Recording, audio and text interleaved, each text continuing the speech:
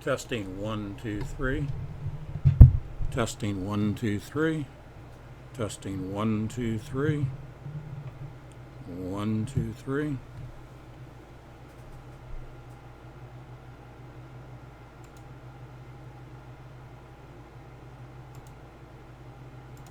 Testing, testing, testing.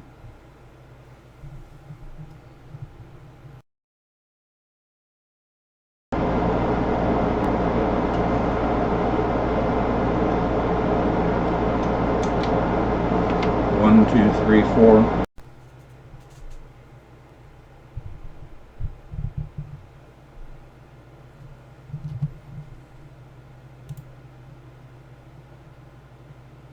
One, two, three, four, five.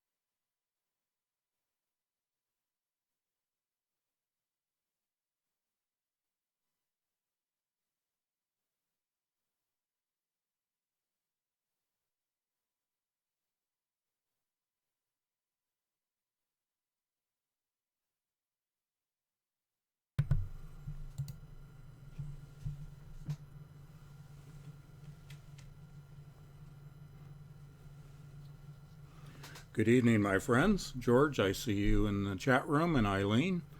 Jonathan, thank you. And give me a thumbs up if you can see and hear okay. And we'll go on from there.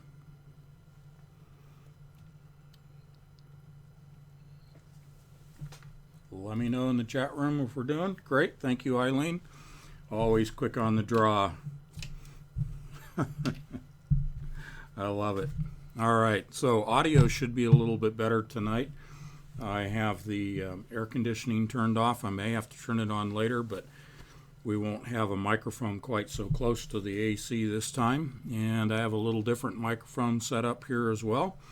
George, I hope you appreciate that. I think this should work out very well for us.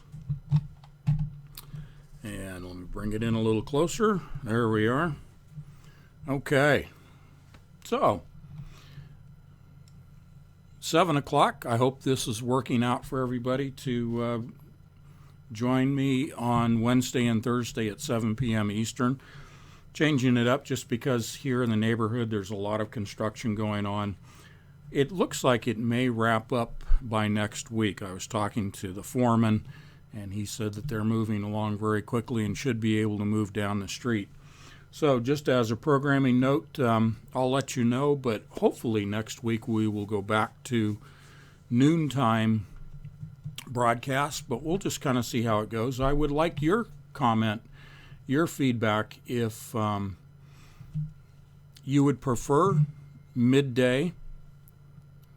I'm repeating. Let's see, what is going on here? Are you guys getting an echo of some sort? I'm getting a message from Kathleen that I'm repeating. Sound is clean. Doug says we're looking good.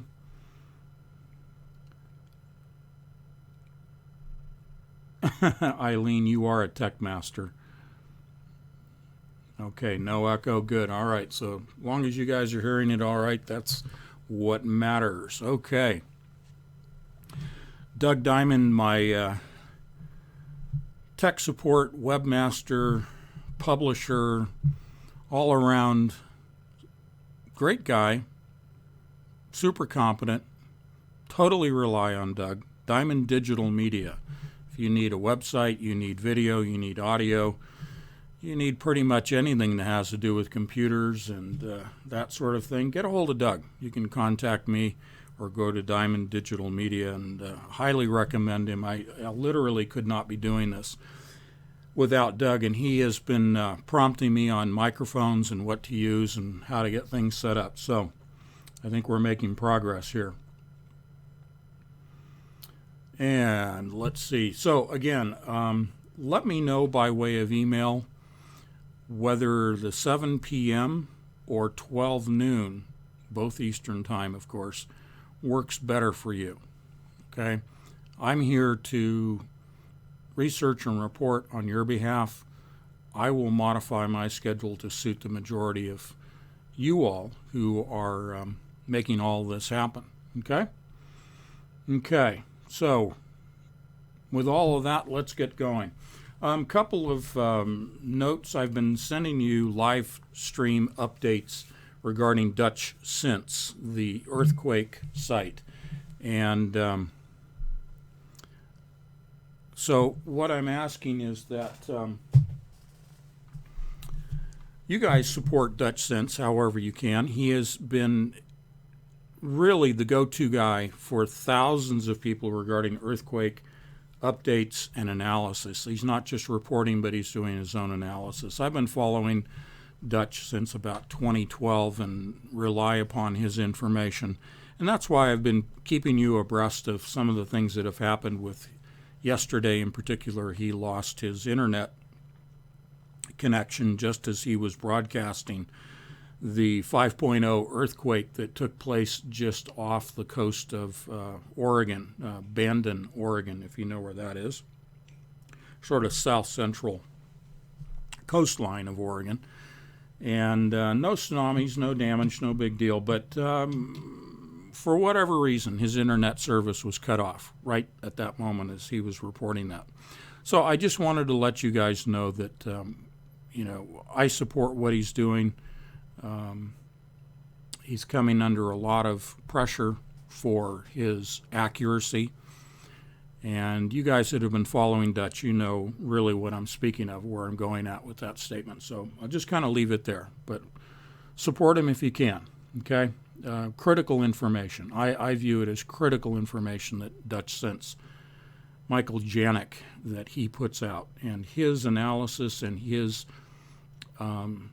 windows of warning, 5 to 7 day windows of warning with locations and magnitudes and that sort of thing, has been pretty much spot on. So I think over the years I've been following him, I have grown to trust his, not prognostications, but forecasting. There's a difference, okay?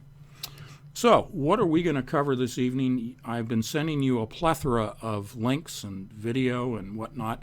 I primarily want to lead off with the announcement on Tuesday by Elon Musk regarding the latest in his neural link technology. This is a brain-computer interface. So we're going to break that down. It's something that I've been reporting on now since 2017, both in the magazine, Entangled Magazine, and also on the air in various forms and in various interviews. So nothing new to me, but maybe new to you, and certainly we should break down what he is presently saying about that. Also, we have breaking news in the world of quantum computing regarding qubits and qudits. That's with a D, qudits. So we'll break down what qudits are, and you'll see some things that are familiar that we have covered in the past related to qudits.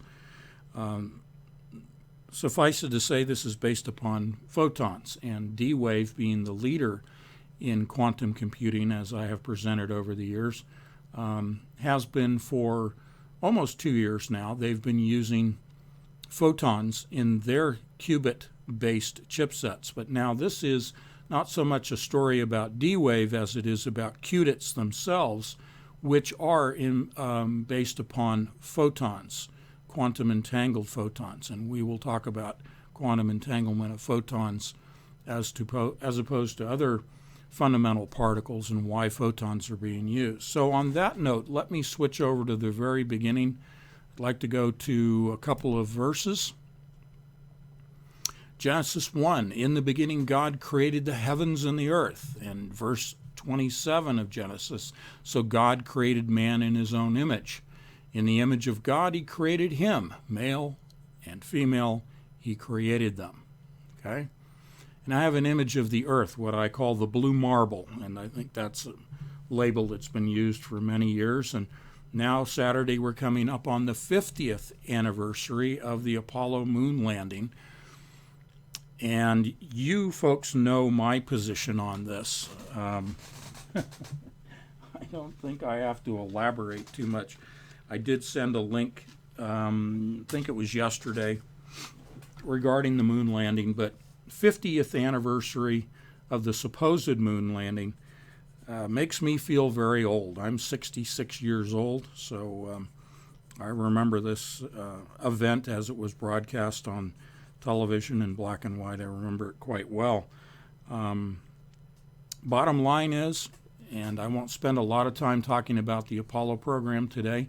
Maybe I'll do that tomorrow. Maybe Thursday we'll kind of go over, and I'll make a note of that right now. I will do Thursday. There's a lot to cover, but I think I should cover this because it's the 50th anniversary. But my position is we never went to the moon. We never made it there, much less landed on the moon.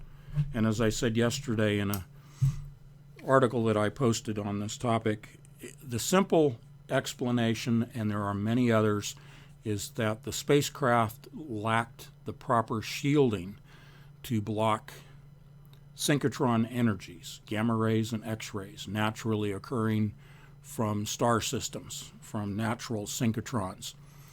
And therefore, that in coupling with the Van Allen radiation belt, is too much radiation for the type of spacecraft of those days, and even to today. You can imagine trying to place a spacecraft in orbit, much less sending it to the moon, that has lead lining, even lead foil lining. I think there was a number I saw several years ago that, and this may be an exaggeration, but something on the order of $1 million per pound is the cost to launch a spacecraft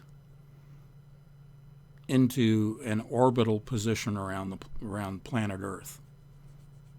So what is that encompassing? Probably all the research and development, all the infrastructure, all of the people, all of that it takes, not just the cost of building the machine itself. But suffice it to say, there was stainless steel in a honeycomb construction. There was aluminum in a honeycomb construction. No lead. Therefore, no shielding. Stainless steel is not going to prevent the penetration of X-rays and gamma rays, not at the speeds that those particles are moving at and those energies. So, we never landed on the moon. We couldn't get there without killing our astronauts. And the argument that I think I sent yesterday about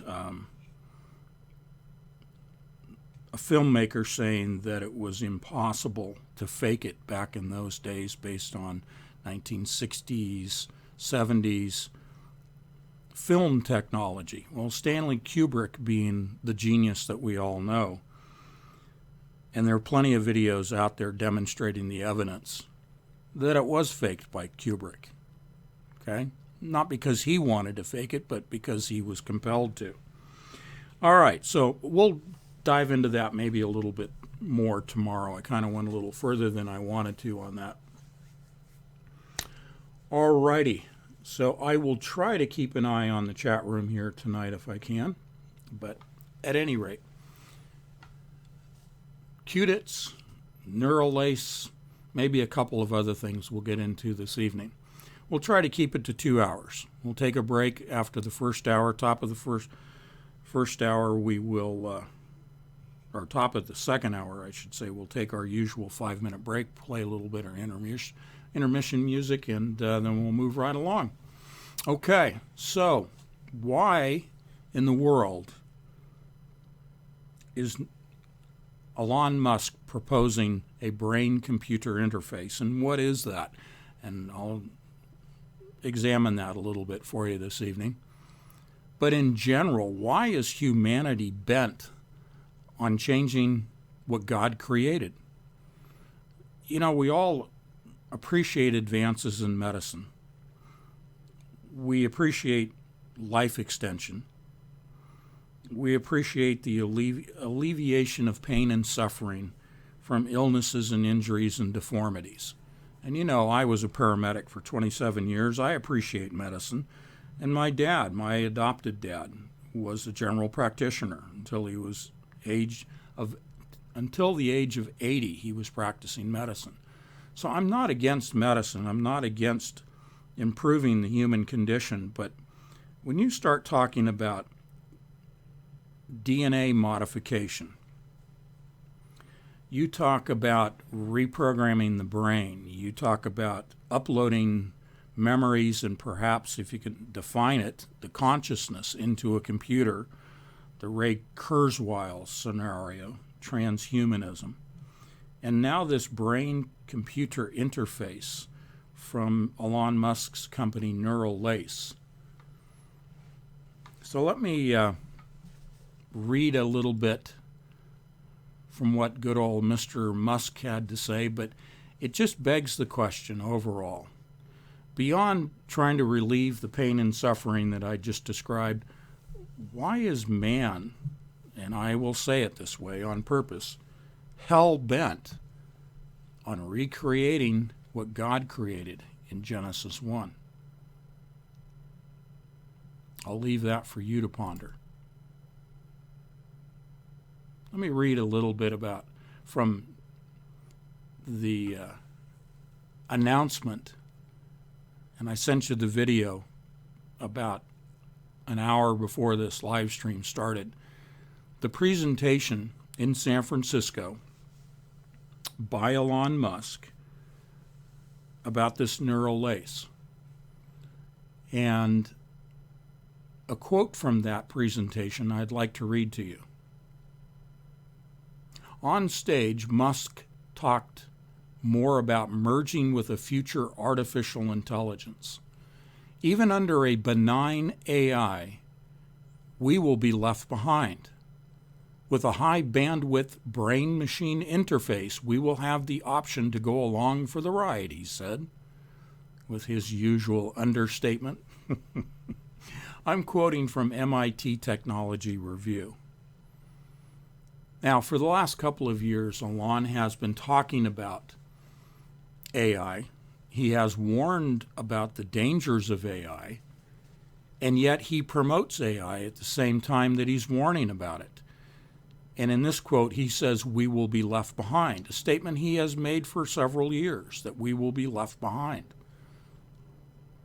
We've heard others like Geordie Rose from D-Wave say that AI will do everything better than a human and render us to the level of a house cat. And I believe that house cat quote was one of Elon Musk's early warnings about AI, that he made that statement. There was a panel discussion he was involved in, and he made that statement about we will be rendered to the level, to the equivalency of a house cat or a house pet. And he talks about high bandwidth, and he says that the issue with our brains is we can take in a lot of information, input, but it's the output that we're limited. We're limited in our ability to express our thoughts, to express our memories. So when he talks about high bandwidth, he's talking about in the world of, say, your internet connection.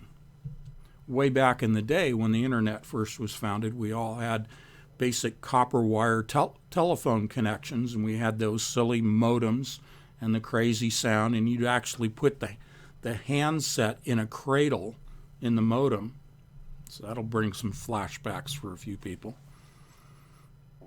And that was a very small bandwidth, very low bandwidth transmission. Then we increased the speed still over telephones, going digital instead of analog. And then we moved to fiber optic. And now we're into the world of 5G, Wi-Fi. So now we are in the high bandwidth. Think of bandwidth like a water pipe. If you have a half-inch water pipe, you get so much flow. If you have a 3/4 inch, which most houses have a 3/4 inch feed from the street, from the main, leading to your half-inch pipe within the house, 3/4 is going to flow more water. And that comparison does hold water in the world of digital traffic. So he is talking about connecting the human brain, and I'll explain the bits and pieces and components in a moment, but connecting the brain to a computer in which it does have the ability to flow a high amount of data, both input and output, literally tapping our brain. But also in the scenario in his presentation, the idea that almost like the Matrix comparison, where Neo suddenly is a ninja. You know, he's a martial arts expert. He has information downloaded and capabilities downloaded into his brain from a computer. Now, stepping back a little bit from that, in this presentation, the head neurosurgeon for Neuralink, Matthew McDonald, he says that the Neuralink is only intended for patients with serious unmet medical diseases and will target people with complete paralysis due to an upper spinal cord injury. So, you can make your own leaps. We can all imagine the worst case scenario with this. And of course, that's where I'm going with this, is the worst case scenario. Because what is always sold, sort of this, what I call the used car salesman approach, and I apologize to used car salesmen out there, but this idea that you're going to promote all of the benevolent without even mentioning the malevolent aspects. So these things across the board, we talk about DNA modification, uploading yourself to a computer. The benevolent sales pitches are always these things: spinal cord injuries, dementia, Alzheimer's, injuries to the brain from trauma, a whole host of things that could be addressed in a very positive way with this technology. But we all know that these things get weaponized. So the average Joe Bag of Donuts hears about this and says, oh, okay, so if I'm paralyzed from an automobile accident, then they can correct that. I'll still be able to walk. I'll still be able to use my arms and legs. Theoretically, that's the idea behind this. But let's leap way ahead. Where this is going, obviously, is to the hive mind. Okay? And I'll back that statement up here with a little bit.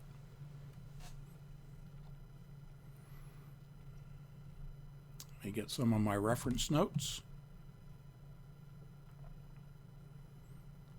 I want to take you to an entirely different topic. But I think this will put things into somewhat of a perspective for you. Where I'm taking you is to 30,000 feet on patch air, to the big picture perspective, and that is to the Internet of Things, the Internet of Everything, as it is more accurately to label. And the era of big data is coming to a close. Now, big data is not going to go away. I'm going to read you some of the things that I've written here for the August issue of Entangled magazine, because there is a new era that is dawning. We're entering a world where every object, process, and conversation can be tagged, captioned, or augmented with additional context and gigabytes of data that may be processed in real time to produce a simple two-word alert that may be as simple as slow down or buy now. We are seeing the concept of digital twins being created in the industrial world, and other product life cycle and manufacturing companies are producing in the sales world, technology that can digitally record, analyze, and augment analog, that's you and me, analog conversations with additional context. We're moving into the age, the era, from big data to the cloud, in fact, the multi-cloud era, providing real-time and ubiquitous context. In other words, what we're moving into is a world that is driven by machine learning and data science and analytical analysis and data management efforts to move beyond just the acquisition of big data, but now how to put it into context, how to make it understandable, how to visualize the data. And this is going to be done through what is known as multi-cloud analytics. Now let me give you just a touch point to put this in perspective. 2 companies just invested $18 billion with a B into 2 company acquisitions, Google and Salesforce. Between the 2 of them, just spent $18 billion and acquired Looker and Tableau. And these are acquisitions that give them the ability to create a multi-cloud platform for data integration, data modeling, analytics, and machine learning and data science teams for processing and analysis of data that has become difficult and complex and yet necessary from a strategic standpoint to manage. So what I'm offering to you is that data is now, when they start talking about putting the data into context, that's a buzzword and a concept you're going to hear an awful lot more about. Ubiquitous context. That means essentially it's everywhere. So think about something that I've presented to you for several years, coming out of good old Purdue University in 2006, and instituted and went online in 2007, known as the Sentient World Simulation. Still applies, still running. It's being augmented. It's being updated. When we talk about multi-cloud context, we're talking about real time. I mean, down to literally the milliseconds, real time. Data interpretation, putting the data in context. Now, that's how the trade magazines, so to speak, the scientific magazines will describe it. But you know, we always apply the 180 technique here. We always look deeper into this. What does it mean to have ubiquitous context in the face of knowing about the existence of the sentient world simulation? What does it mean when data can be interpreted real time within 300 to 500 milliseconds, that it can be analyzed? And this is the world of AI doing in milliseconds, this data interpretation that's then presented in an augmented reality, in a virtual reality, in the workplace. What is known as an extended reality. See, this is some of the nomenclature that gets tossed around within the papers that I read. Extended reality, you put the 180 concept process to extended reality, to augmented and virtual reality in these discussions of multi-cloud platform analysis, real-time analysis, moving from just the acquisition of big data to putting it into a context that is driven by AI. The 180 of extended reality is the sentient world simulation, in which every person on the planet already is represented as a node in the software and is already given an avatar. You've heard me say this for years now.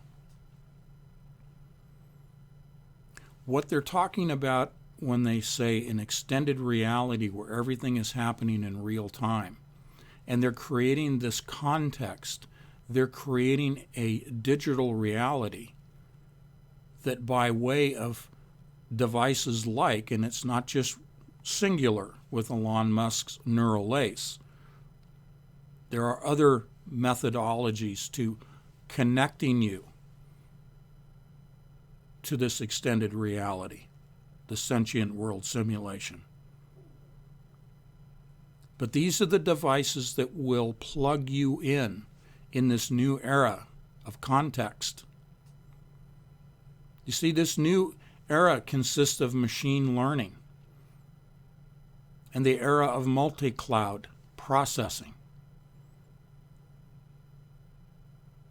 And this comes from edge computing. Okay? Now, I sent you an article earlier today. And I'm going to get to that right now. It's going to provide another dot for us to connect here. We have the neural lace, and I'll give you more of the components of that. We now have this revised reality. Revising Reality was the third of my books. But we have this extended reality. Now let's go to a third one.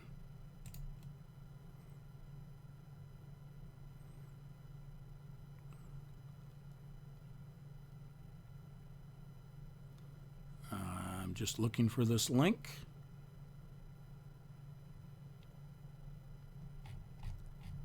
I think I sent this to you guys. I hope I did.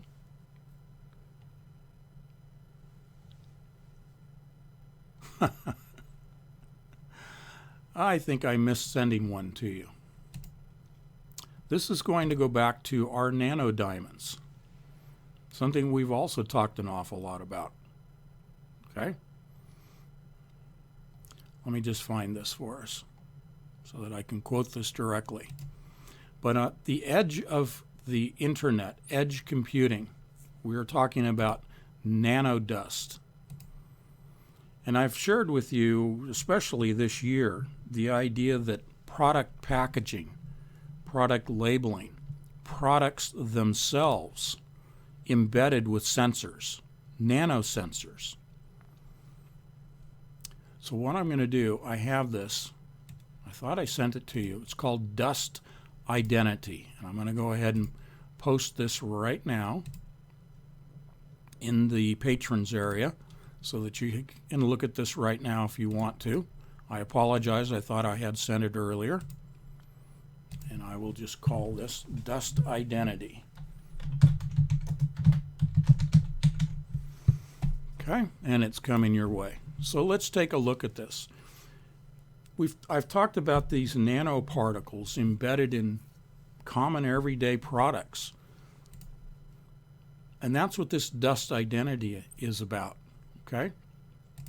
And this happens to be, the company called dustidentity.com. It says, we link objects to their digital records securely. Trusted physical identity for things. Dust, the diamond unclonable security tag. Now this again reinforces my focus upon nanodiamonds. Okay, and we talk about nanodiamonds in my second book, 2048 Diamonds in the Rough, and even in Covert Catastrophe, nanodiamonds being used for quantum computers. Okay? But here we have nanodiamonds to create an unclonable identity layer on any object. And an optical scanner and cloud-based infrastructure provides an interface to the object identity and provenance. Dust ensures that trusted data and verifiable products are used and traced across their full life cycle. Now let me give you a little history on this. This isn't all that new. About 30 years ago,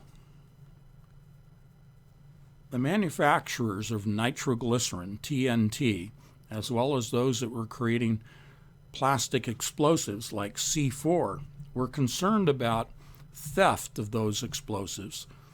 And folks like the ATF, Alcohol, Tobacco, and Firearms, when they were doing crime scene analysis and reconstruction, wanted to be able to take those samples of the explosive materials and trace them in what is known as a chain of command in the world of courtroom evidence. The chain of command, in other words, where did this come from? Who's been handling it? Who's been transporting it? Who sold it? Or where was it stolen from?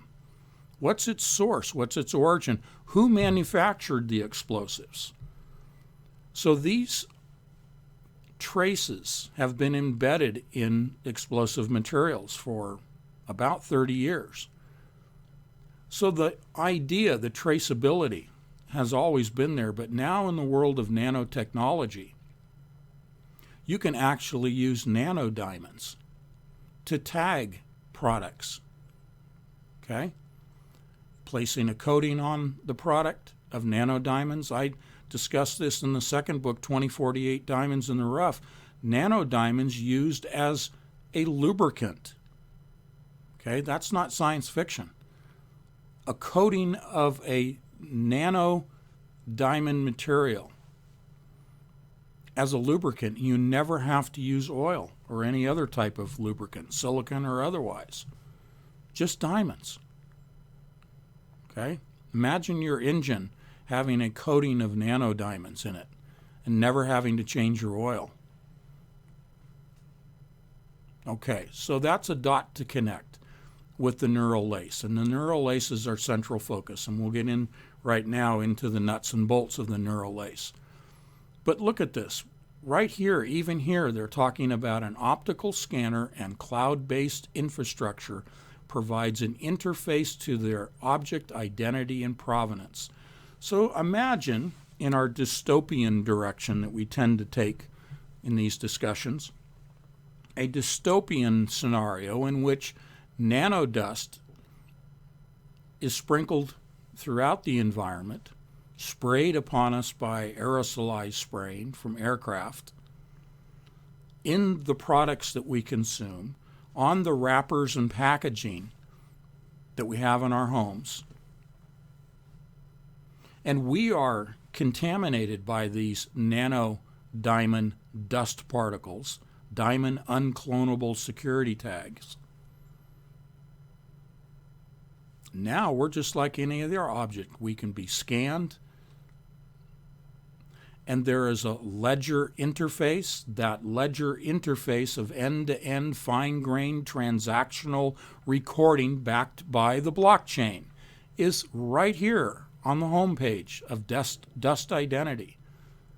The blockchain that I have described for years as the infrastructure of the beast system. Ledger interface, connecting you by way of nanodiamonds to the blockchain. End-to-end fine-grained transactional recording, backed by blockchain. That's what they say right here. And in this universal scanner, it says secure authentication and role-based access control. Role-based. In other words, do you have a reason to be here? Do you have a reason to be purchasing this item? To be transporting this item? To be distributing this item? Role-based. Are you authorized? Okay. So we coated on the outside with nanodiamonds that are sensors, can be scanned and tracked, connected to the blockchain, and that which we consume, that we ingest, that we inhale, that we absorb, all of the routes of administration, so to speak, of these nanodiamonds, this dust. You see, this isn't anything new. Out in the world of special operations, our troops have been placing nanodust sensors throughout the battlefield and connected to the cloud. Can't detect it. Okay?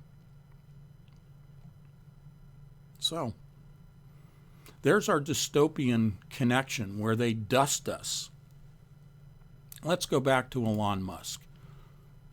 Let's go back to the neural lace. I want to show you a couple of images here.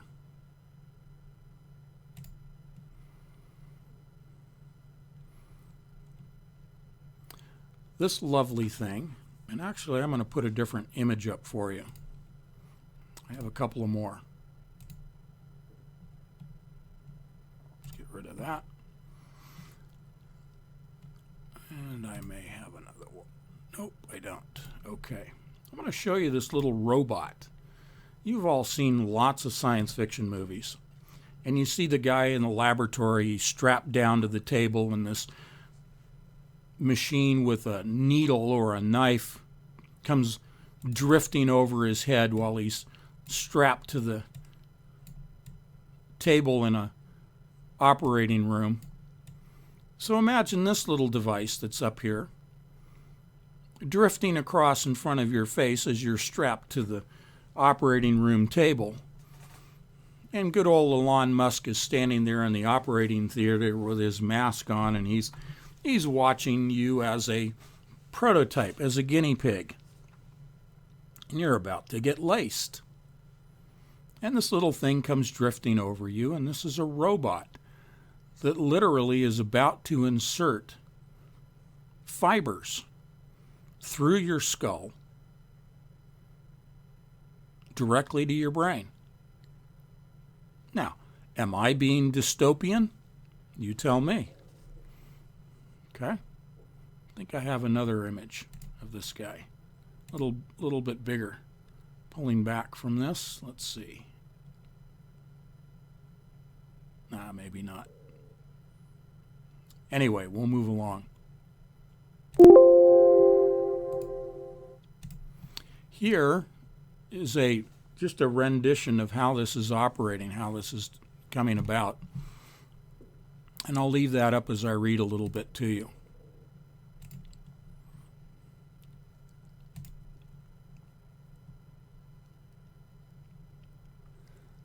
I sent you the white paper. I love to read white papers. And they're abstracts. I sent this to you for those of you that like to get into the real nuts and bolts. I'm going to cover this fairly quickly for you. This is an integrated brain-machine interface platform with thousands of channels. Remember, he's trying to get a broadband input-output system established between your brain and a computer. Okay?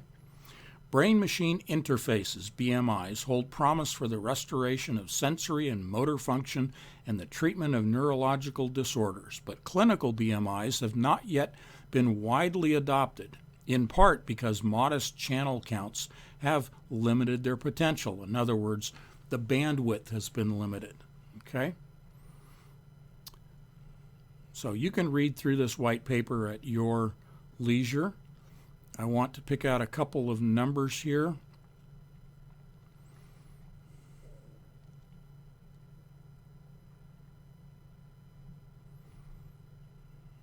Okay.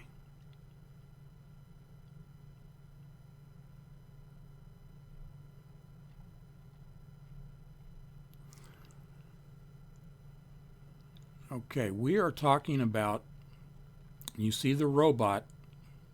Let me go back to this image, I think is a little better while I describe this. Okay? I'm going to describe for you how small these things are, the scale of what we're dealing with here. The robot's insertion head is mounted on a 10 micrometer, globally accurate, 400 millimeter by 400 millimeter by 150 millimeter travel, 3-axis stage, and holds a small, quick swappable needle pincher assembly. Okay? The needle is milled from a 40 micrometer diameter tungsten rhenium wire stock electrochemically etched to 24 micrometer diameter along the inserted length. The tip of the needle is designed both to hook onto insertion loops for transporting and inserting individual threads and to penetrate the meninges and brain tissue. The meninges are the lining of your skull, okay? There's various layers of linings to the skull before you reach the brain itself. The needle is driven by a linear motor, allowing variable insertion speeds and rapid retraction acceleration to encourage separation of the probe from the needle. The pincher is 50 micrometers, is a 50 micrometer tungsten wire bent to the tip and driven both axially and rotationally. It serves as support for probes during transport and as a guide to ensure that threads are inserted along the needle path. You can read the rest of this, but what you're looking at on the screen here, folks, what I just read to you, is a sewing machine.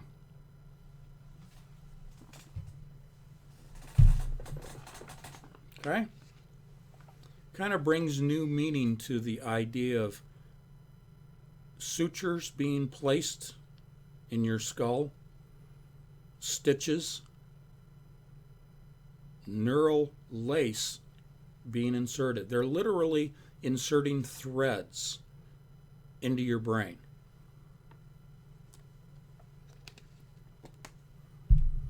Have you ever seen a science fiction movie where the evil mad scientist brings a sewing machine over and starts sewing into a man's skull? Where do they come up with this stuff? Okay? I mean, this is just, it's comic book stuff, as I often say. If it wasn't so insidious, if it wasn't so ultimately evil, it would be like a comic book. Okay? But I have up on the screen the image here again, and I'll kind of increase this one. You can see the threads that are being sewn literally through the skull and into the brain. Now, your skull has nerve endings. Okay? You have the ability to feel pain on the surface of your skull, and you know that. But the brain itself, interestingly, does not have any pain receptors. Okay? Certainly there are nerves in the brain, but no pain receptors. So the brain, you can cut it with a scalpel, you can insert needles with threads, and do that all day long. I've been involved with neurosurgeons who have placed tubes through the skull after drilling boreholes, literally with stainless steel sterilized drilling holes through the skull and inserting drainage tubes, stainless steel drainage tubes or nylon plastic drainage tubes to drain off cerebral spinal fluid because of intracranial pressures that are increasing due to blunt force trauma. The brain never feels pain. Okay? And a local anesthetic is used on the surface tissues where there are pain receptors. But still, this is just bizarre. Okay? Brain-computer interface. Now let me take you back just a little bit in history to about 2017 when good old Elon Musk first started making the rounds talking about this neural lace publicly, and then he kind of went quiet. He went dark about it because they were doing their R&D, and they didn't really want to talk about it too much. But back in early 2017, I reported and even played in those days some audio excerpts, some video, of him saying in a panel discussion, the same discussion where he talked about us being rendered to the level of a house cat or a pet, he was describing how this neural lace would be deployed in the body, and he made no mention of this needle process, no mention of what I'm calling the sewing machine. At that time, he said that it would be something that could be injected into an artery in the arm. Okay? So taking a syringe, and he called it a neural lace at that time, that literally a woven lace material would be injected through a hypodermic needle, probably a 10-gauge needle, I would estimate, into an artery, in which point, because it's an artery, it would carry through the heart and to the brain. And he described this neural lace as then deploying across and attaching itself to the neurons of the brain. Again, no mention of this sewing machine process. Okay? So in the beginning he made it sound very benign, but now it appears to be very insidious. Now it could be that this sewing machine process, this needle deployment process, is a stepping stone to what he initially described as an injectable lace. That would make more sense. So I'll leave that on the screen. There's some more that I want to find from an article. I want to read his own words if I can.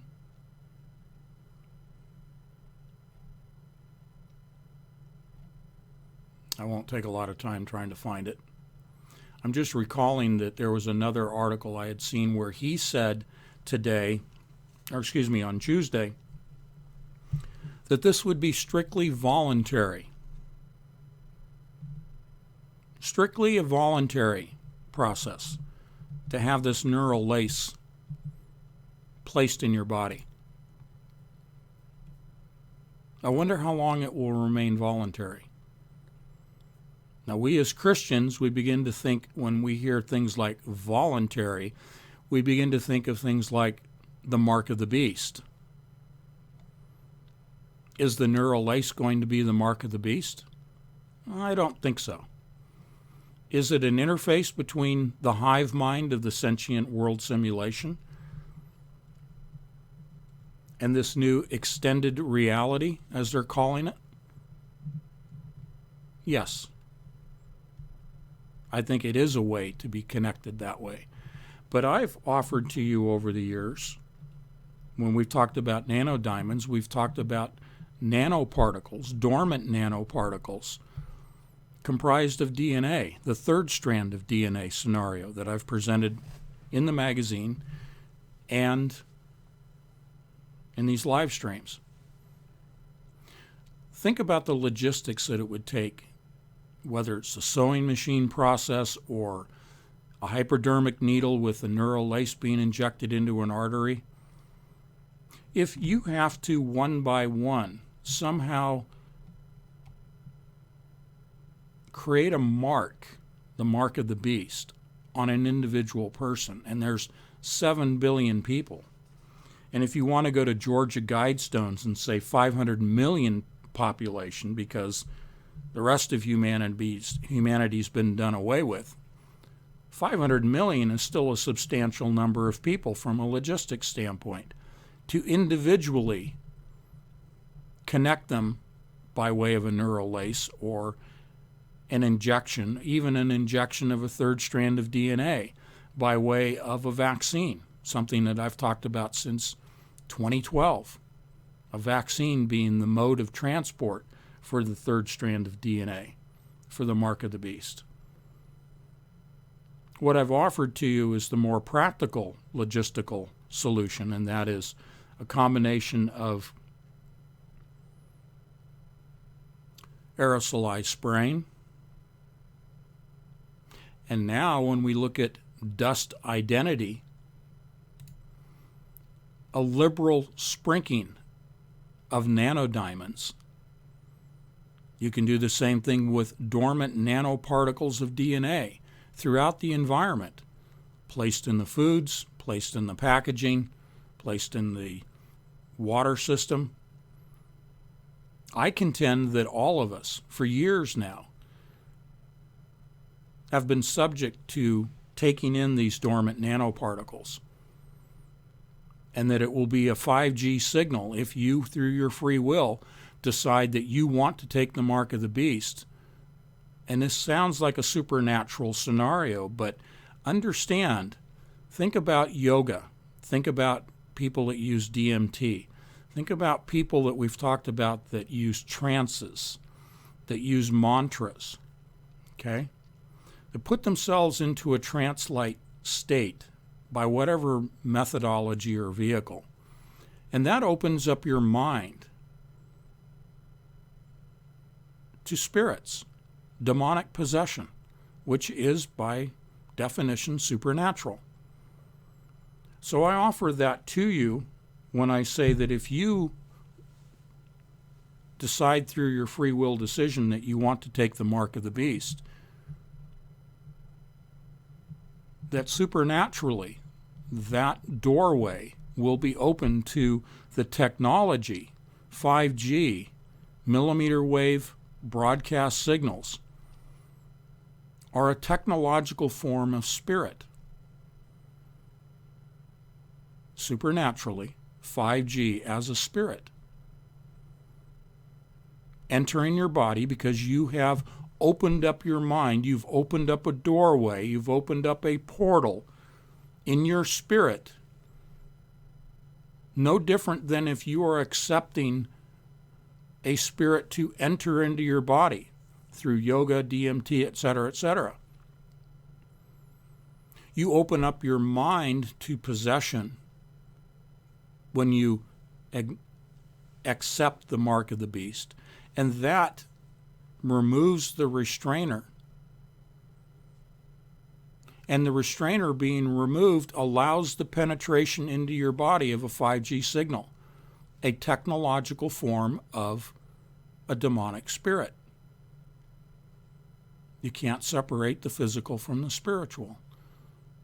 These are counterfeits of God's creation. 5G is a demonic spirit in the form of technology, and it enters into the body and it arouses those dormant nanoparticles of DNA. They begin to replicate and they develop into a third strand of DNA. Again, we've covered this extensively.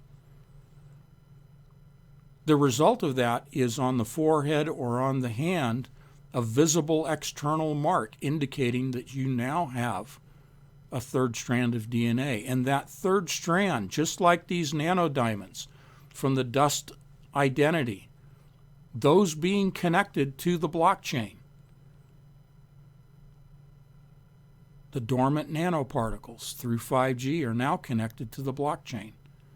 The blockchain is the infrastructure of the beast system.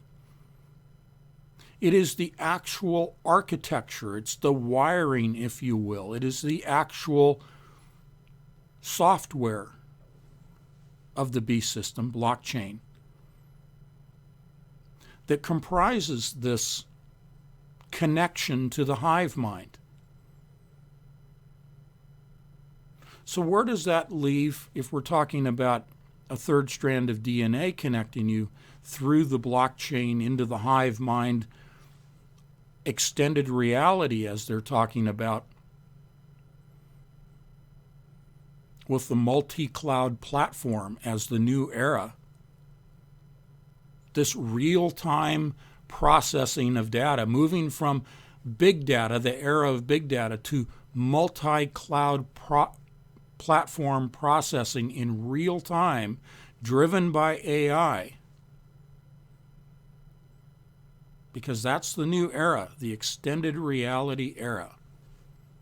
Augmented and virtual reality, comprising the extended reality. Where does that leave the neural lace? How does that fit in if you have dormant nanoparticles that are awakened and now you're plugged in? Well, let me offer this conjecture to you.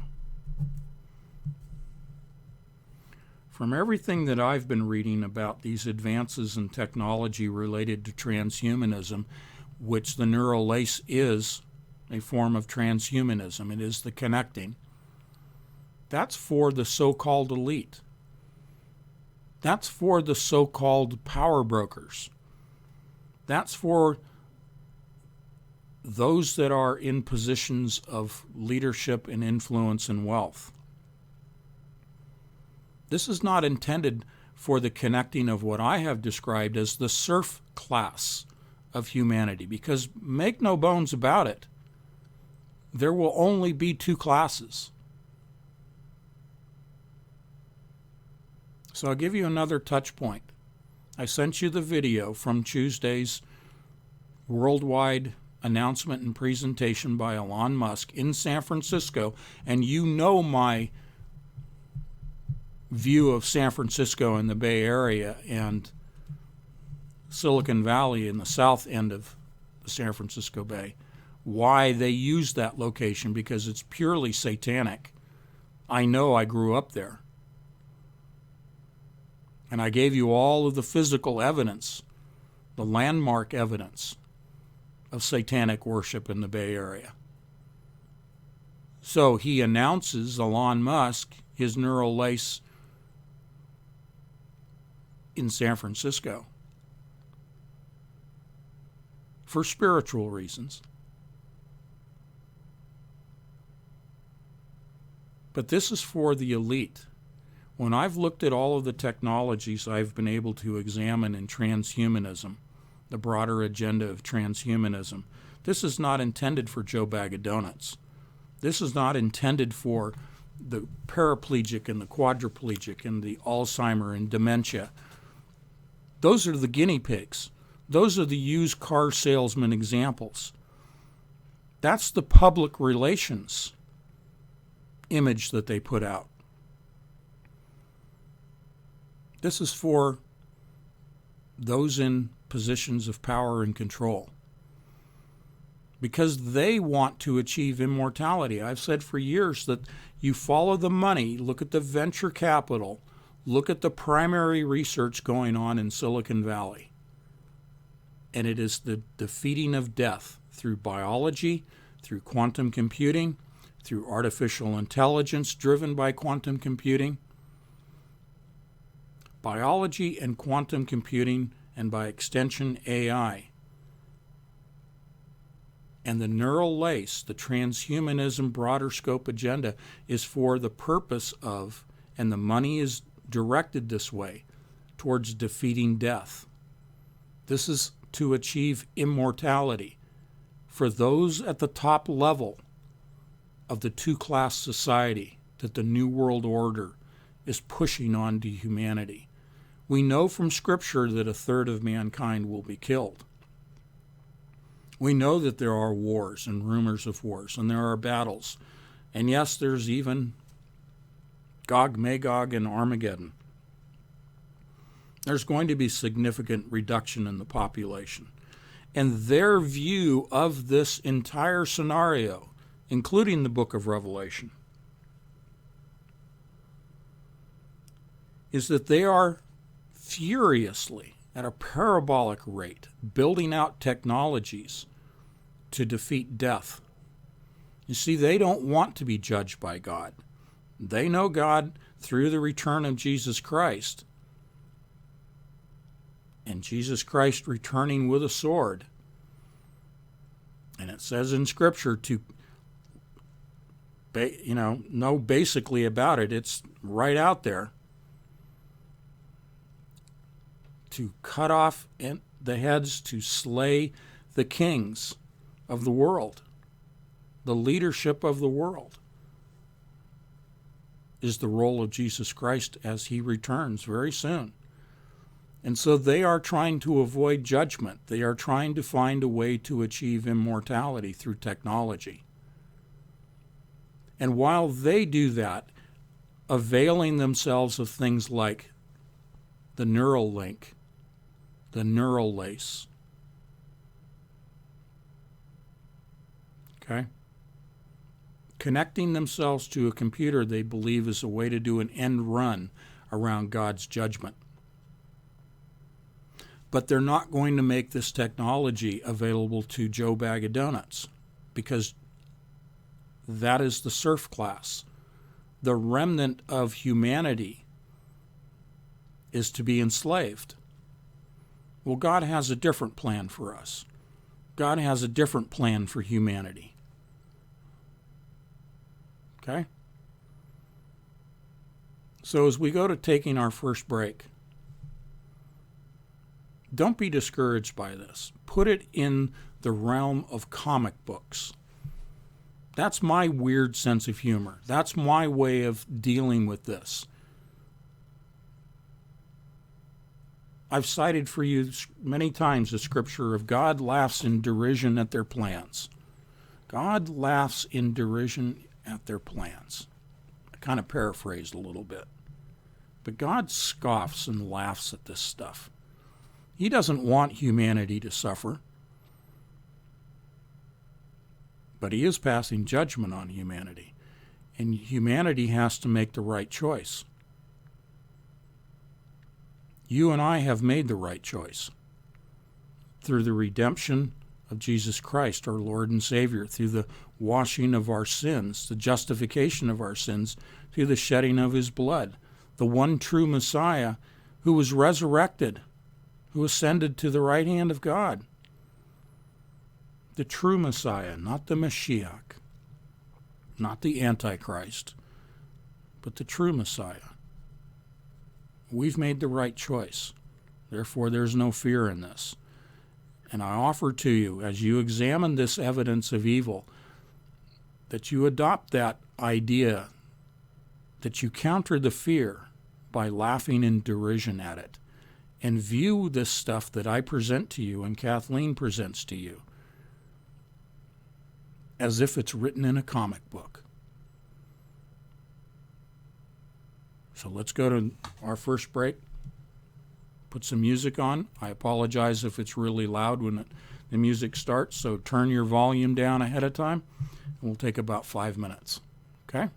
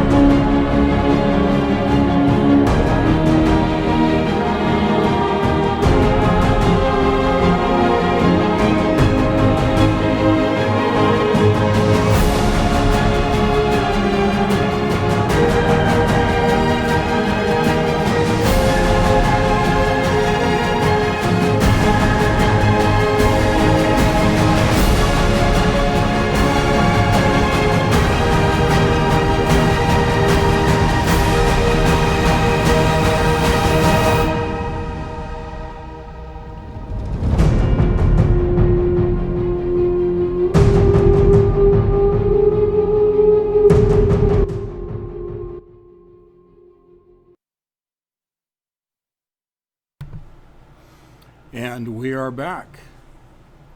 Let me know in the chat room you can see and hear. Okay, I have an image up there of Metropolis and the robot, and Alon's sewing machine, as I'm going to call it from this point forward. So let me know if you guys can see. Good. Mr. Wilson, excellent. Thank you. We're all good. All righty, let me turn off the air conditioner.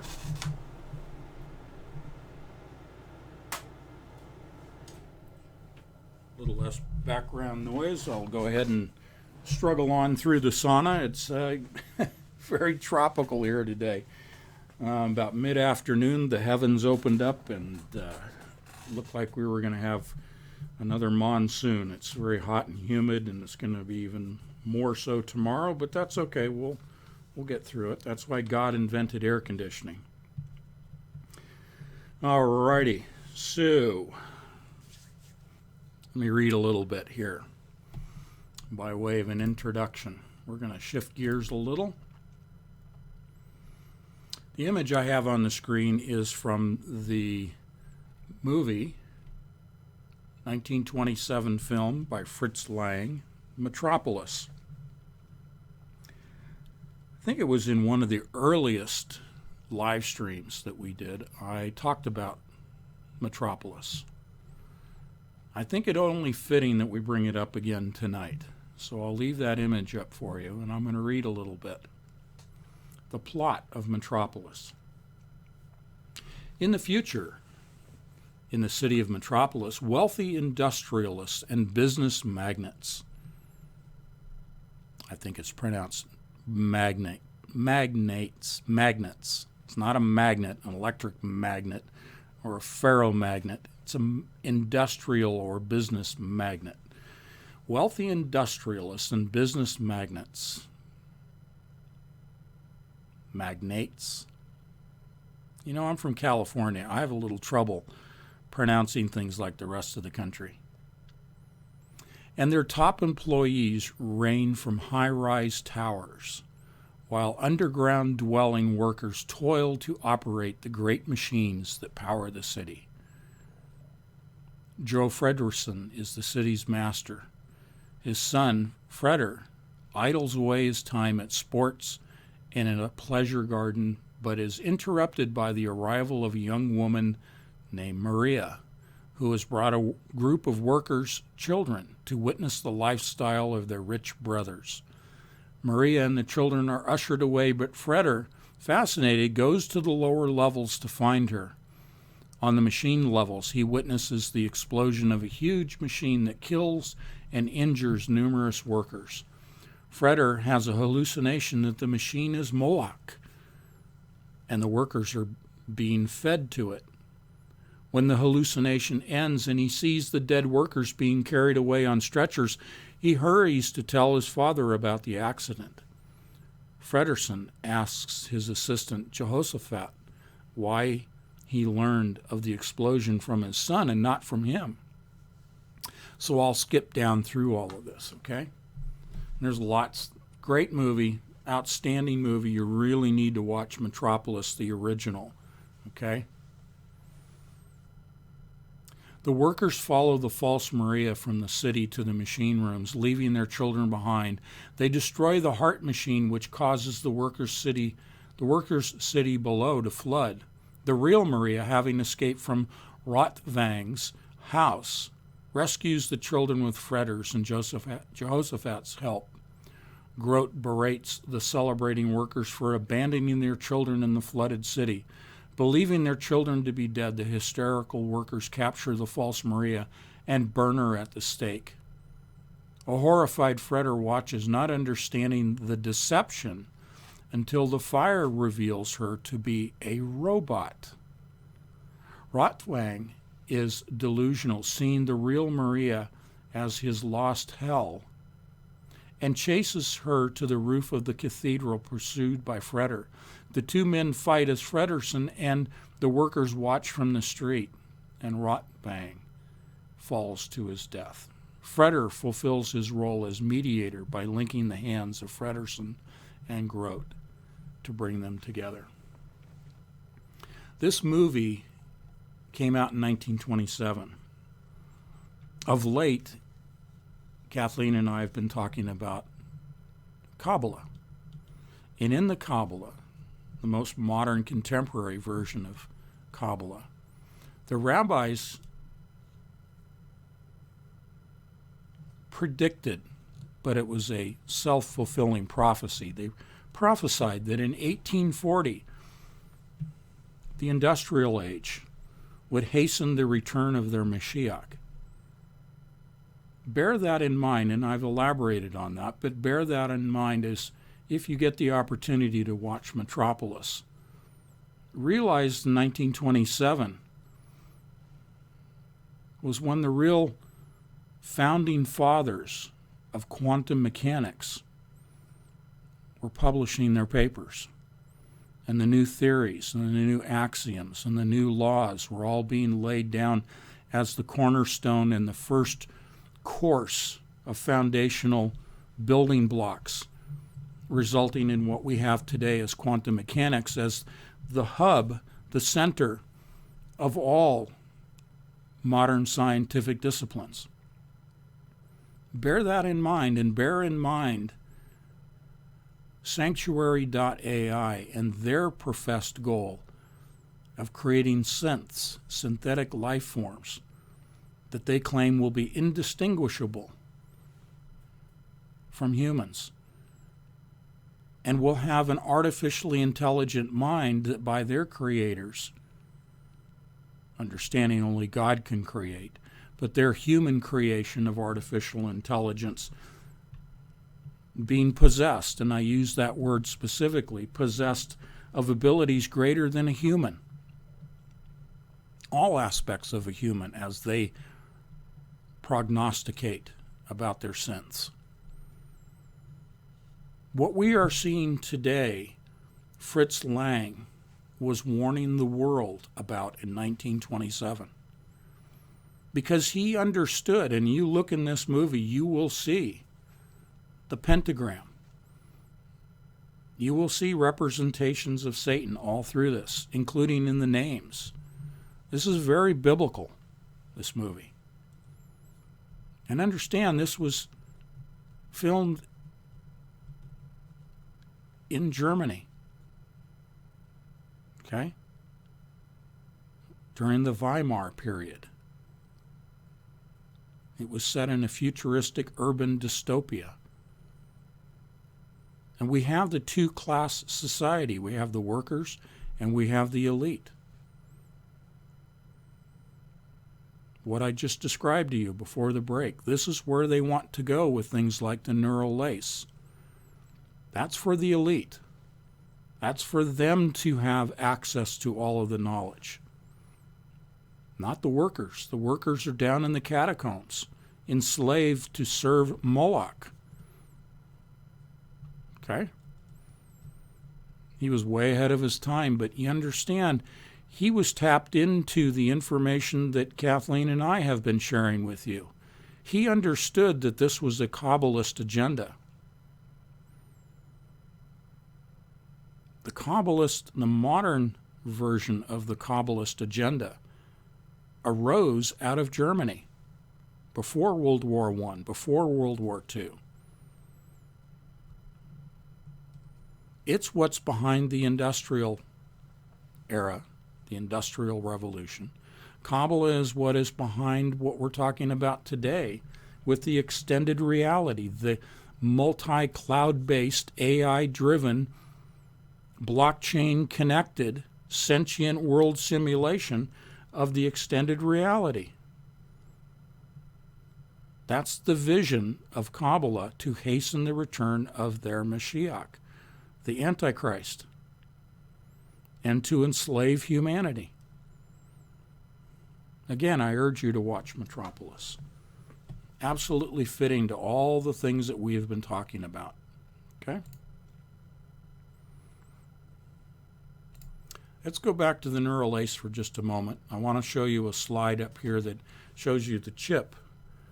And this is what the fibers that are inserted using the sewing machine.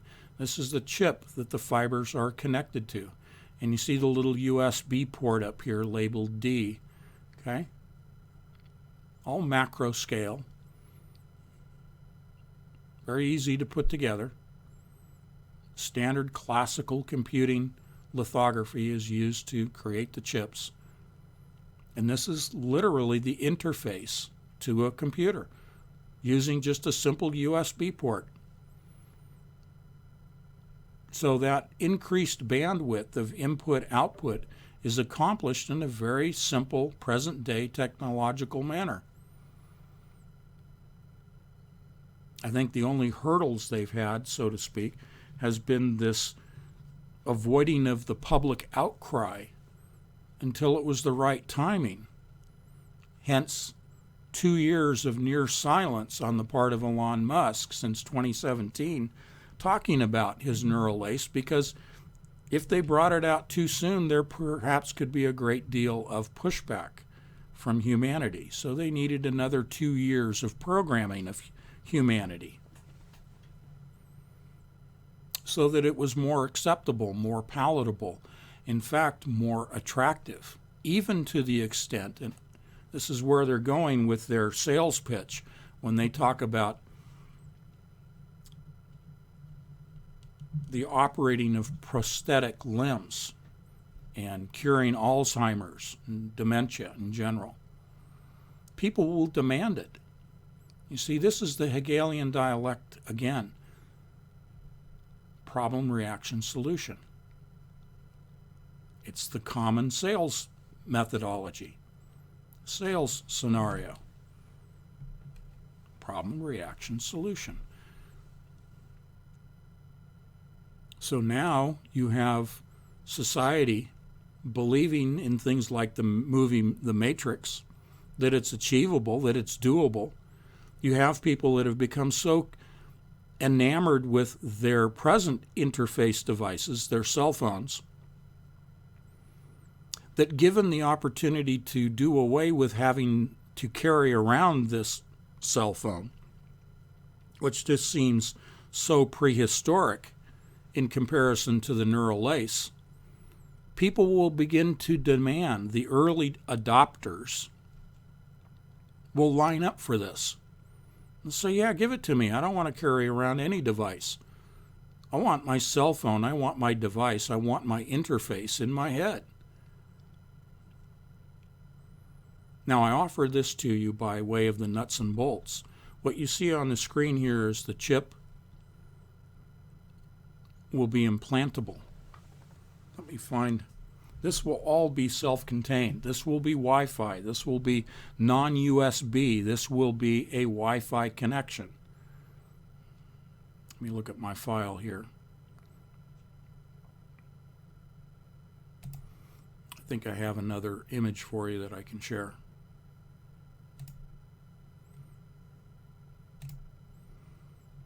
But you see how easy this is?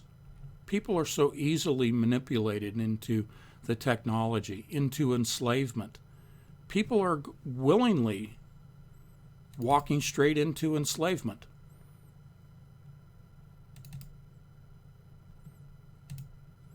And yet you and I sit here with the clarity provided through the Holy Spirit to see the farce in this, to see the danger in this, to see the metropolis version of the dystopian future. On the screen here is the sensor. This can be placed in the body. It won't be rejected. And I'll even take this a step further. Right down to the nanoscale. We're talking 10 to 20 nanometers. We're way beyond micromillimeters. We're down into the billionth of a meter nanoscale.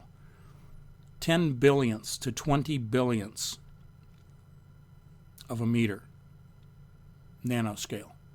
All of this, the chip, all of this being reduced down to, let's just call it a nanoparticle to make it simple. I've read the technology, and I even shared with you the nanodiamond dust as a sensor. The technology is all there to take all of this, and you don't need the threads being inserted with the sewing machine. You don't need any connection by way of any wires. And the Wi-Fi connection is to a nanoscale device, a particle in the body, attaching itself, as I think Elon Musk maybe gave a little too much away in 2017 when he said the neural lace could be injected into an artery in the arm and deploy itself over the neurons of the brain. It's not so much a woven lace, but particles, nanoscale particles that don't even have to be injected by way of a hypodermic needle. The logistics are too cumbersome. They're just ingested through food and water. They're inhaled from the atmosphere, from spraying. Okay? None of this should be fearful to you.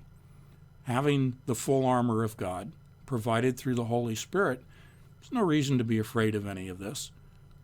But we present it because it is the evidence of evil that the enemy is employing against the remainder of humanity that need the benefit of salvation, that need the full armor of God.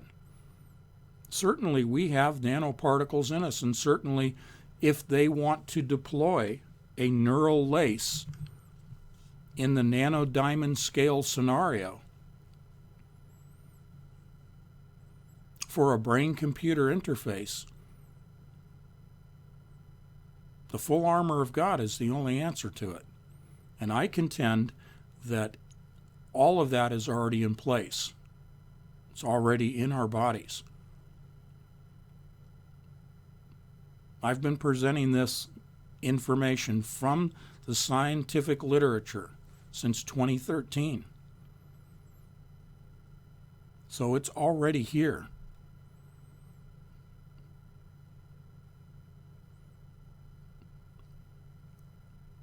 So let's shift gears a little bit. I said we were going to talk about cutits. So let's talk about something that's maybe a little more cute. I'll get another image here, put it up on the screen.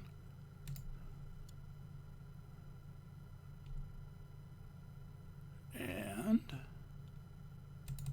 this is a new processor. We're now talking quantum computers. But this all factors into what we've already discussed so far today. Okay? Quantum computers drive the advancements of AI. The tip of the spear, the leading edge technology in AI application is all driven by quantum computing. Most everything that you read about regarding AI is based on classical computers. But when we are talking about a brain-computer interface through a Wi-Fi connection, through 5G send and receive in an input-output by way of 5G, and soon it will be terahertz 6G. Elon Musk talking about higher bandwidth input and output from the brain. That has to be done through 5 and 6G technology to get the throughput, to get the bandwidth. In order to accomplish that, you have to have quantum computing. And when I say quantum computing, what I'm really saying is that when you have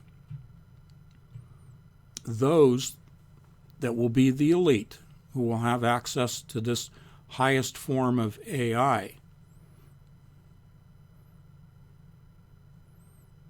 they will have access through the blockchain to all the data in the world by way of quantum computing, because the control mechanism of blockchain is not classical computing.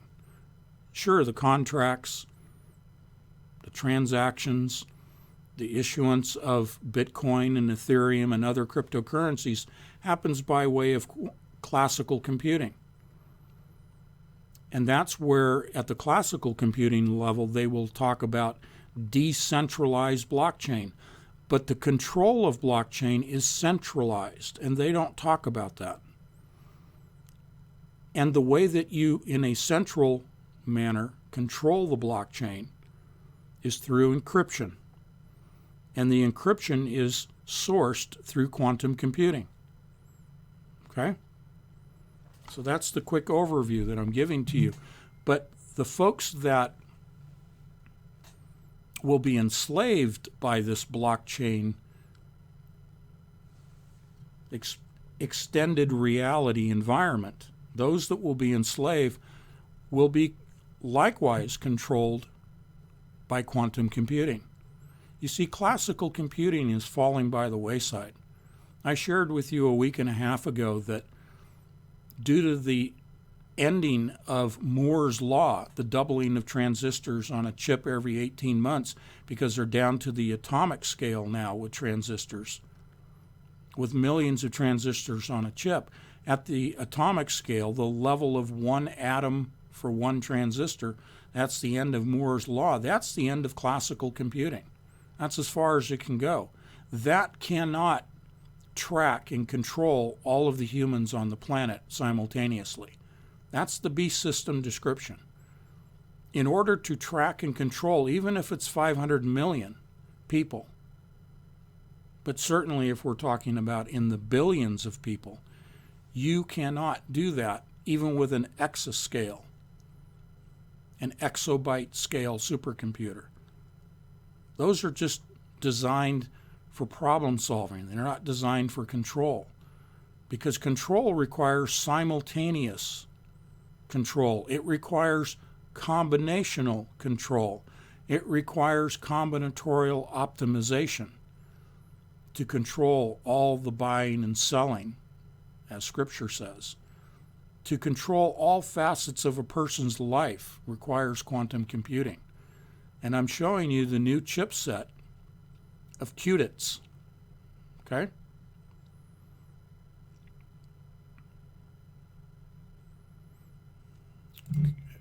Okay, I got the message, Kathleen. Okay? I'll answer that. I'm going to keep my train of thought here. I'm getting text messages, folks. All right. This is from good old Purdue University. Sentient World Simulation, the home of. This is from Purdue, July 16th, yesterday. Researchers build transistor-like gate for quantum information processing with qubits. They describe this as a 2-qubit gate on a photonic platform achieves massive entangled quantum state. Now, I'll break this down, but I'm going to give you the quick thumbnail. They are quantum entangling photons. Remember earlier I said that for 2 years now, D-Wave has been using photons in their qubit chipsets. That was based on the superposition of zeros and ones. A 0 can be a 1 simultaneously, a 1 can be a 0. Superposition. 2 states, zeros and ones. With qubits, the 0 and 1 states exist in multiple states. Now, pay attention to this. The qubits exist in multiple states, such as 0 and 1 and 2. Okay? Now, this sounds very similar to something that Kathleen and I have presented for 18 months now, since from the second webinar that Kathleen and I did over 18 months ago. When they're talking about multiple states regarding qubits, and they say 0, 1, and 2, what we have presented to you is balanced ternary. Balanced ternary is -1, 0, and +1. Now they're saying 0, 1, and 2. What I offer to you, I'm doing the 180 on this because they're not telling you the truth. They're using ternary math. They're not using 2. They're using balanced ternary of -1, 0, and +1. But they won't cite that in this paper. I'm telling you what the true story is, and we have found this in the white papers. Okay?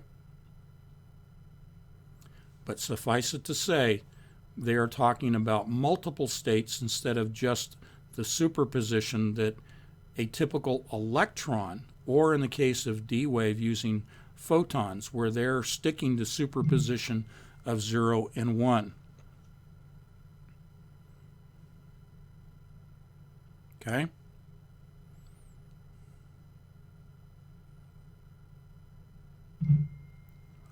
Okay, I got enough messages. Thank you. It's ternary. Thank you for all the messages. Anyway, -1, 0, and +1 is the true system that they're using. Okay? It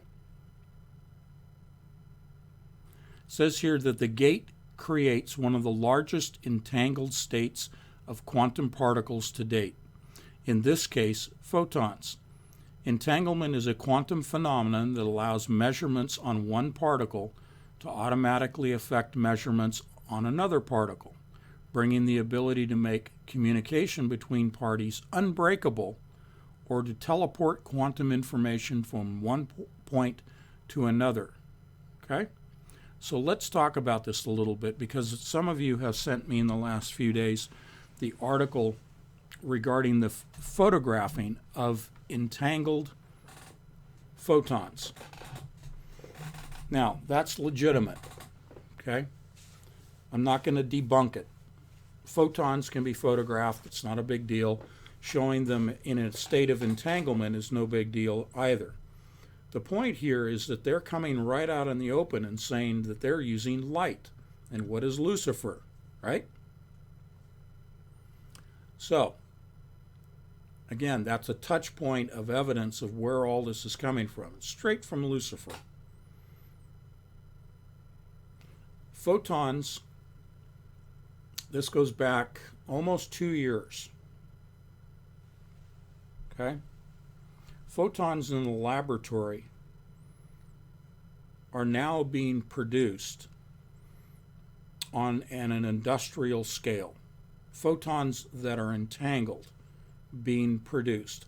This is a new commodity in research. Okay?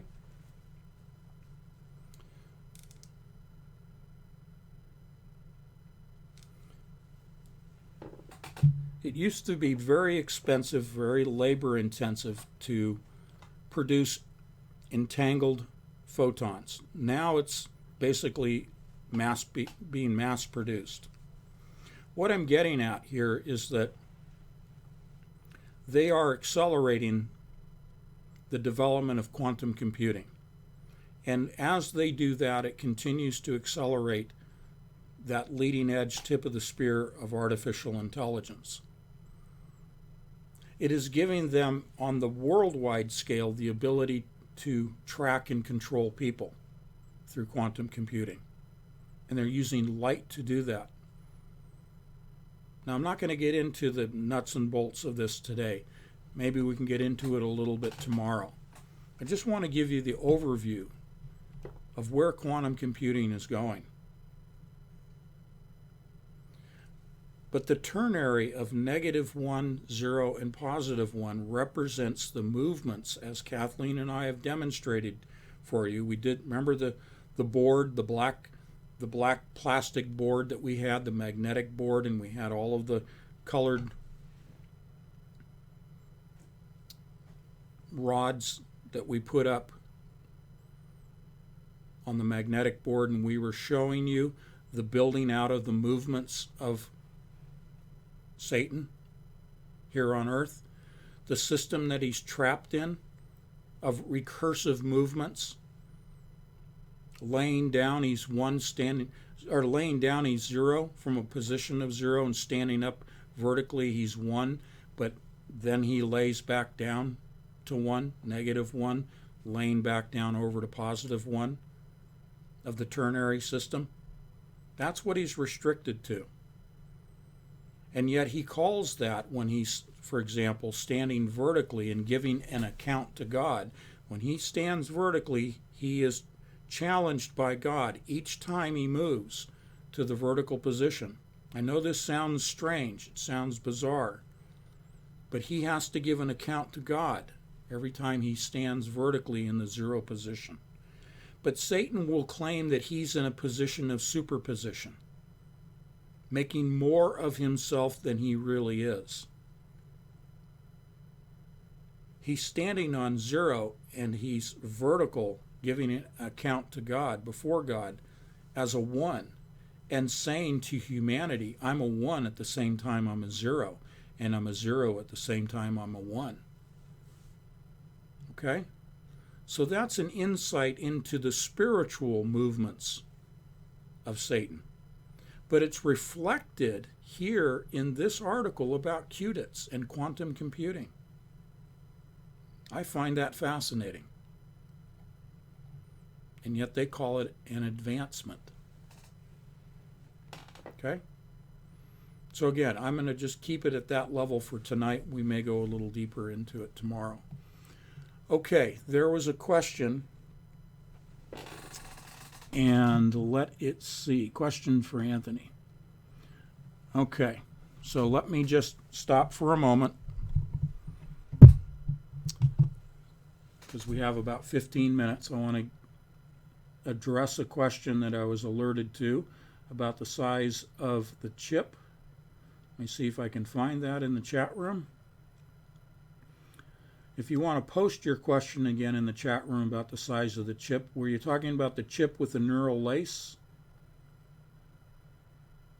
And if so, that's about the size of a standard, one of the small format SDI chips that you'd find in a phone or in a camera. The smaller SDI chip, that's about the size of that chip.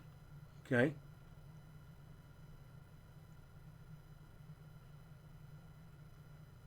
Okay, let's see.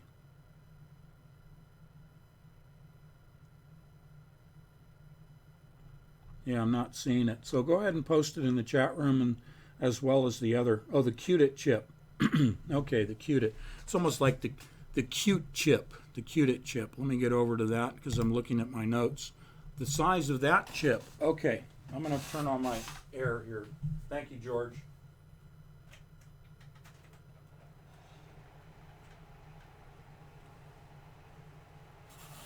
It is getting quite warm in here. Alrighty. The size of that chip, about the size of an SDI, a standard SDI chip you would find in your phone or in a camera, digital camera. That's about the size of that. Not anything that can be implanted or anything like that. So if we're talking about a chip implanted in the hand as the mark of the beast, if that's kind of the direction you're thinking. No, excuse me, that's larger than that. Let's say, let me give you some measurements. About a 3/4 of an inch by a 1/2 inch. Okay? George, thank you for letting me turn the fan on. I hope that's not too noisy. Okay. Yeah. Okay, so qubits and also qudits, they both require super cold environment. They both require, because they use a superconducting material known as niobium or niobium. Same material that is used for the magnets, the superconducting magnets at CERN with the Large Hadron Collider. They are upgrading the magnets from niobium and titanium to niobium and tin at CERN. Niobium is a superconducting material once you bring it down to almost absolute zero. They're about, I think the number is anywhere from 25 to 45 degrees Kelvin above absolute zero. And yes, using helium, both at CERN and with quantum computers, whether it's IBM or D-Wave or others. So in order to achieve that practically zero resistance in the wiring that exists for the Josephson junctions, which connect qubits to qubits, to eliminate nearly all of the resistance, hence superconducting, the connecting wire needs to be super cold. Okay? And by way of reducing the resistance, not only do you increase the processing speed, because there's very little resistance in the wiring, but you also remove a lot of the errors, the decoherence, and then the breaking down of the entangled state of the qubits. So multiple reasons for the cooling. And all of these are placed in a enclosure. You see that with D-Wave's black cube or IBM's white cylinder. They're placed in a shielded environment to shield them from electromagnetic interference, which again leads to decoherence and errors and breakdown of entanglement. This is why they've gone to photons. Photons are easier to achieve an entangled state than electrons. They are more robust in maintaining that entangled state than electrons. And they're not as susceptible to electromagnetic interference as electrons are. Okay? But essentially the same theoretical physical construction of entanglement, Josephson junctions, and the flowing of information in two directions through the chip simultaneously, thus achieving the state of superposition, because you have your photons moving in opposite directions just like the electrons, simultaneously in opposite directions. That's where your 0 and 1 superposition comes from. Same thing at the Large Hadron Collider, where there's the movement, the acceleration and movement of particles, protons typically, in opposite directions simultaneously, and why I have said that the synchrotron is, by way of the same quantum mechanics, just a larger scale of application, it also is a quantum computer. Okay, you don't hear that very often, that the Large Hadron Collider is in fact a quantum computer, but it is. It's just a matter of the size of the machine. But you're still dealing with fundamental particles moving in opposite directions simultaneously at near the speed of light, thus achieving superposition. Okay? So, let's see what we have in chat.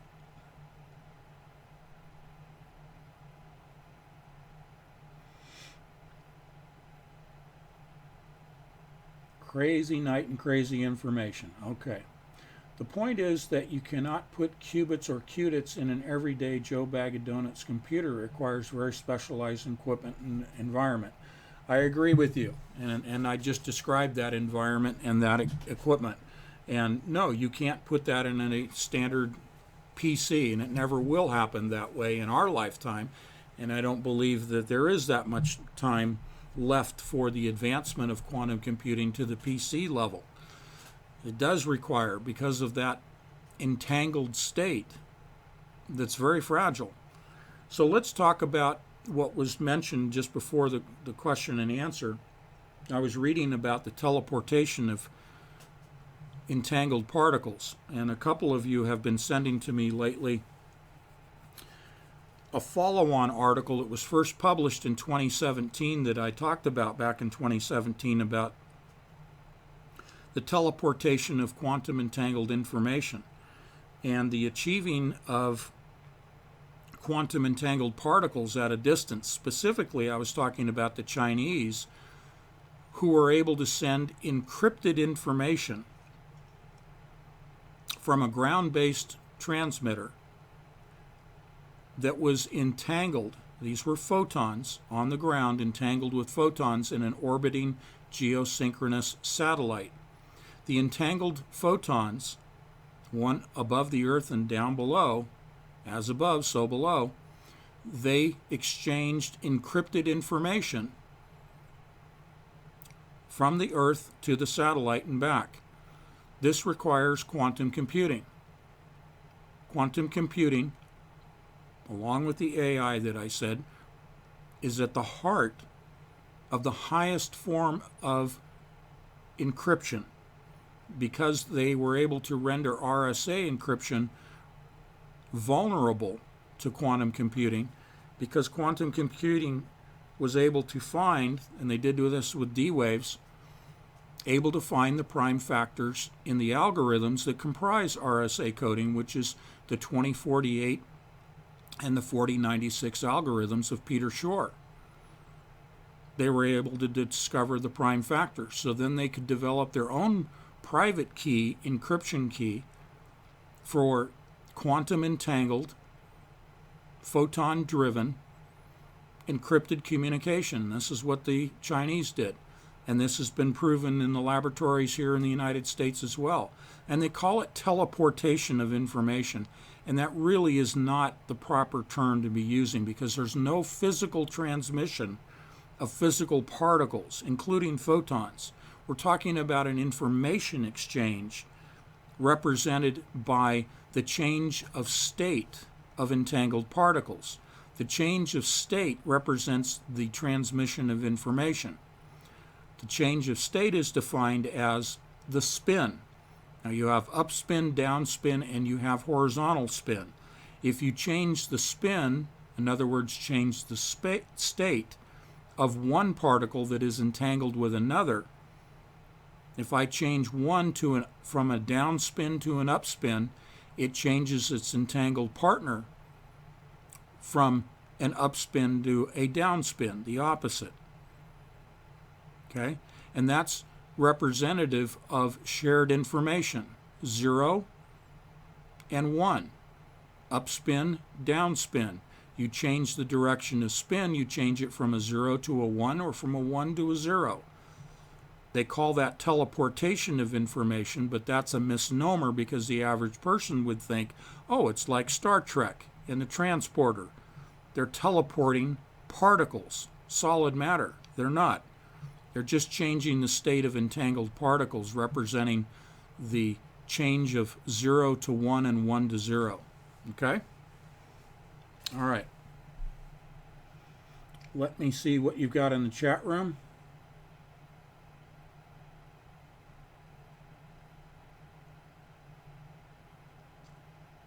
Ready for questions if you have any?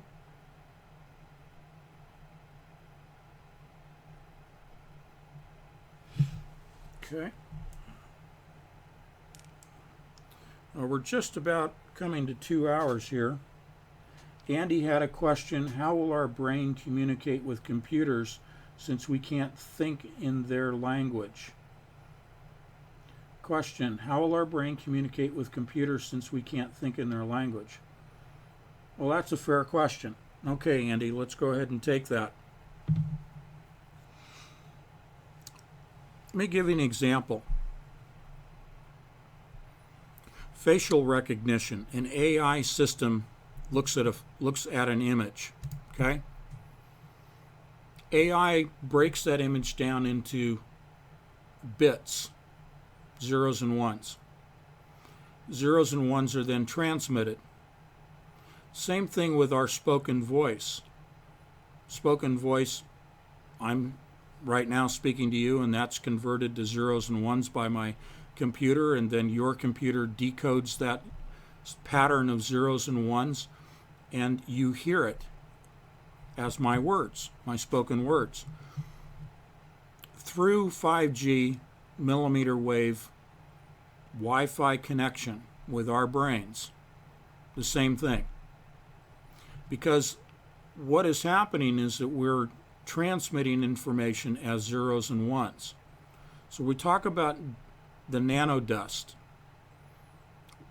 Think of nanodust as we talk about edge computing. Nanodust as sensors.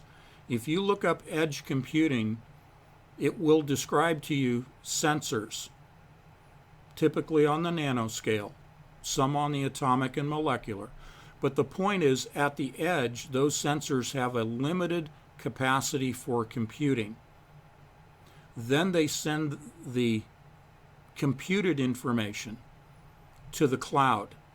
And what that does is reduce the bandwidth load for data transmission, so you can send more. And it reduces the load on your cloud server system, because a certain amount of computation has taken place at the origin of the information, at the sensor.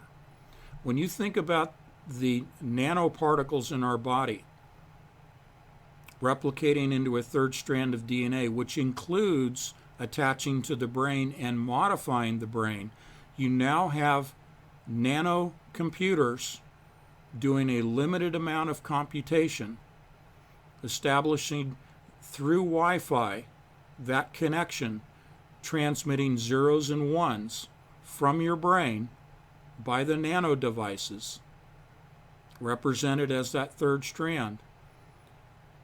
So the same thing in the environment of edge computing with sensors is taking place as a connection to your neurons, translating your thoughts to zeros and ones. That's the limited computing. Wi-Fi connection to the blockchain, to the hive mind. And likewise, the input that Elon Musk was talking about, the input of those zeros and ones then translated, and now you read it in your own language, that information. Same thing as a spoken voice or facial recognition. Okay? So look up edge computing, sensors, limited computation, edge computing, and it'll explain all of that in more detail if you want it. Okay? All right.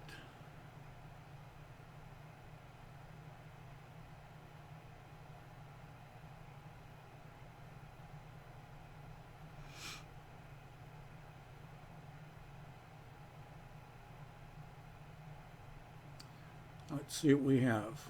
Yep, 6G's right behind it, Jonathan. You're right. Terahertz.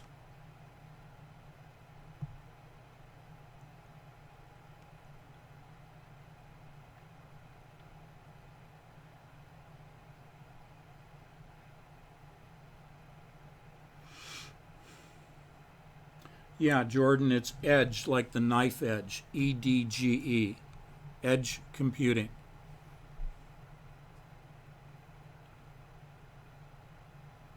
Okay, very good. Anybody else?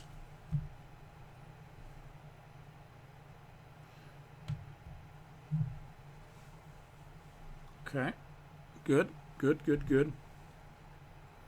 Well, we've run our course, I think, for 2 hours. Tomorrow we'll get into talking about the moon landing because it's the 50th anniversary. I'll talk a little bit more about QDITs. I'll get into more technical details as we typically do on Thursdays. Our classroom, we tend to get into the nuts and bolts, and Wednesdays are more of an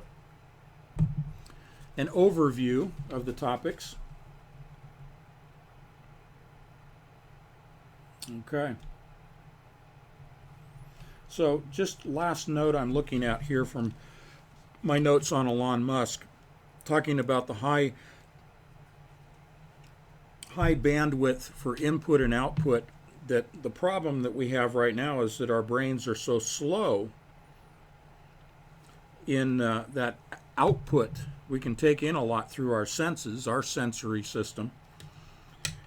And, you know, we do our critical thinking, our higher thought processes take place in the cortex and the neocortex. In the limbic system, what I've called the brain stem, is really where our instincts and our fight or flight mechanisms and our autonomic nervous system reside.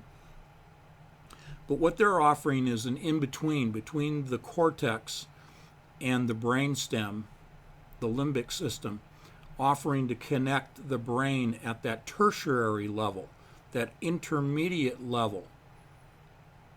Okay, so that you still retain your higher thought processes, and you retain your autonomic systems and your emotional systems, your limbic system. You retain all of that. But I will offer to you that both of those will be severely limited in the more dystopian viewpoint of the neural lace discussion, because they don't want people thinking critically. And we've already seen the evidence of that. We've seen the programming. We've seen the intrusion of technology into our ability to think critically. And that's why I started these live streams with that whole topic.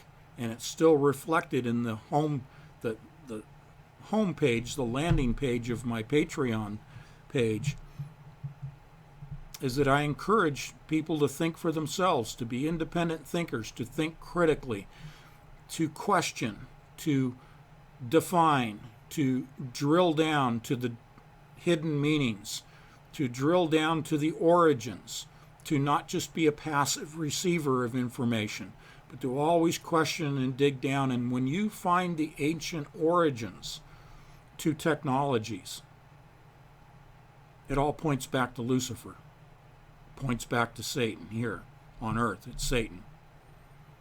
All points back to that. When you see the origins like geomancy and Kabbalah resulting in classical computing and quantum mechanics, and the one world religion of Kabbalah having infiltrated, indoctrinated, and manipulated the world of science, and science being that new language of the world through mathematics, the universal language of science, and that priesthood of science, of scientists and physicists. But behind all of that are the Kabbalists with their agenda, a spiritual agenda, to hasten the return of their Mashiach, the Antichrist, and to redeem the world through what they describe as tikkun. All flies in the face of Genesis 1, and God created everything. God said, "Let there be light," and God created us in His image, verse 24 that I shared with you.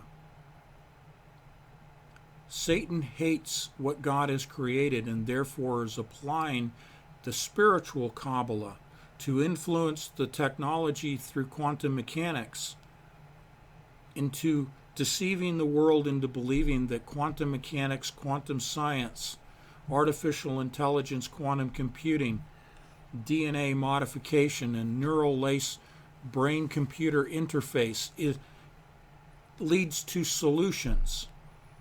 That in the Kabbalist view, man is broken and the world is broken. That at the point of creation, this is what the Kabbalists say, all these books that Kathleen and I have been reading for you, the Kabbalists view creation as broken. That's not reflected in God's word. God created everything and saw that it was good and created us, man and woman, male and female, in his image. That's not damaged. That's not broken. The world isn't broken. Man isn't broken. Not in the way we were originally designed, not in the way that the world was originally designed. Yes, we as humans are in a fallen state. Yes, the world is corrupted now. But that's because of Lucifer, then Satan, here on earth, because of his corruption of all of that. And yet he's pulled the 180 on people, the Kabbalists, the Talmudic Kabbalists, into believing that the world needs to be redeemed because man destroyed it. Man destroyed the world. Man is destroying himself. And therefore technology and the green movement and the natural, the whole deception of the green movement, the green agenda, that the planet has to be terraformed through technology, that all comes straight from Satan. And the changing of our human bodies through technology, straight from Satan.